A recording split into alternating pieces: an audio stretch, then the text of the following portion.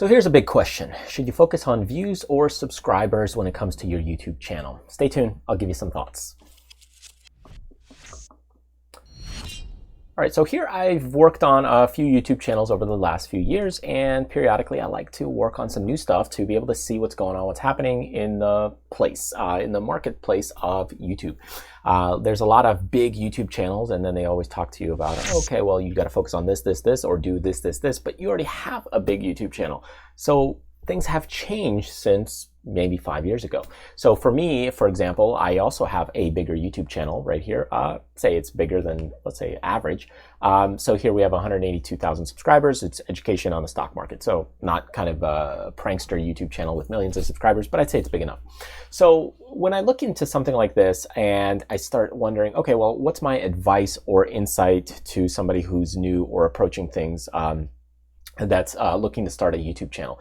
And it's very difficult to say if you haven't done it recently. So here I've started a new YouTube channel, I'd say within the last year, talking about just personal finance stuff called My Little Nest Egg.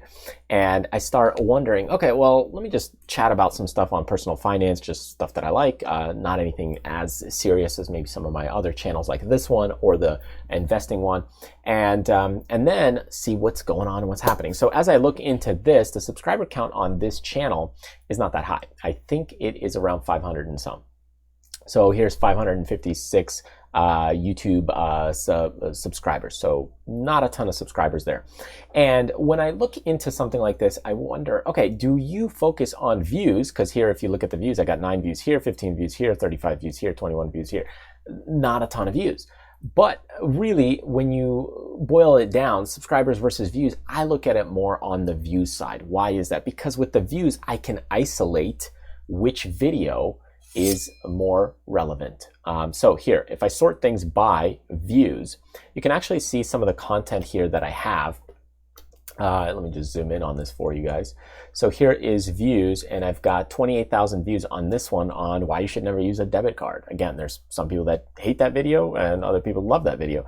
And as you look into this, then I've got another one of 4 reasons why you should not use a debit card. So I initially made, I believe, March, April, May, June.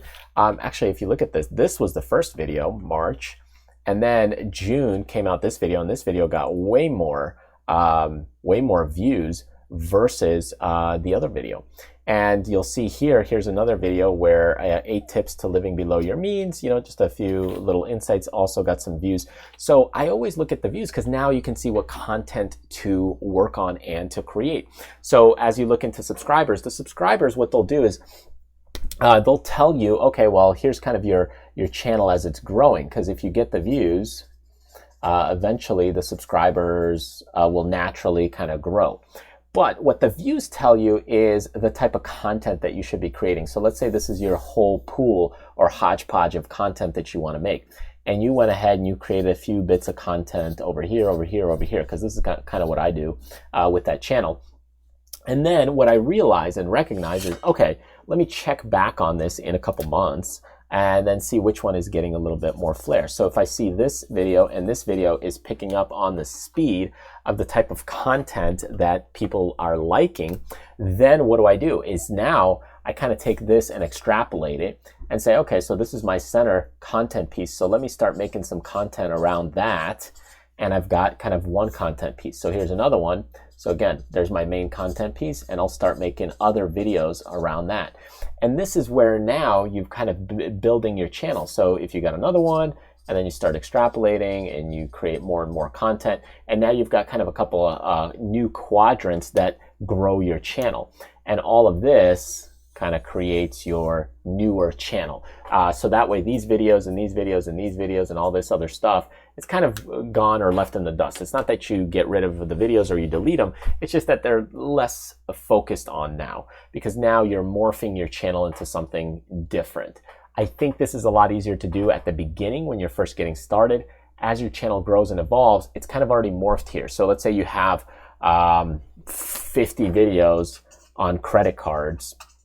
Then that would be a lot difficult now to be able to dominate into another segment. You might need like 70 videos on a new topic, because where this becomes less relevant, or even let's say 200 videos. Obviously you could delete videos and that kind of thing, but you just have so much more content already on that your channel becomes kind of grouped into that area. So you need to be careful of doing this early on in the beginning and kind of extrapolating the data of what you want to do and with the types of videos you want to create. So as you check this out, like you can see, I've got a bunch of different videos here that, some have more views than others. And, it just really just depends on which videos kind of take a bite, and some of them definitely get a lot more views than some of the other content. So it's important that if you focus on the views, you'll be able to definitely see, hey, where's the content that people are interested in.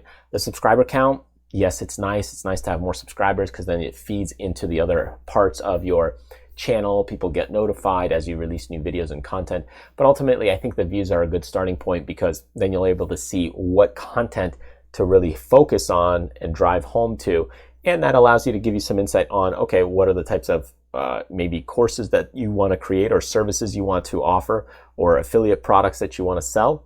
It kind of really starts stemming, hey, this is what your audience is interested in. It's a great insight that what are people kind of buying from you, not physically on a monetary sense, but from a time perspective. They're giving you their time in order to show you what their interest is. So in the same way that people that open up their wallet and purchase a product, they're really voting with their money and wallet. Here, they're voting with their time on telling you exactly what they're interested in. So that's kind of a fascinating point. So anyways, if you're getting started, definitely I'd say stick to focusing on the views, the subscriber count. It'll naturally grow with time. And although you might say, hey, well, that person's got a bigger subscriber count than me, no big deal. Just let that go. That's just an ego thing. It really comes down to the views, because you could have a ton of views that come from people who aren't subscribed, and and you're still getting a lot of decent traffic and maybe bringing in customers, because it all comes down to conversions. If you're acquiring those customers, they're going to your website, signing up to newsletter lists, and then you're selling products. That could be even way better than just looking at your subscriber count. So thanks for joining me. Feel free to grab some freebies on my website and subscribe to the channel if you're brand new. Thanks again, and I will see you on the next one.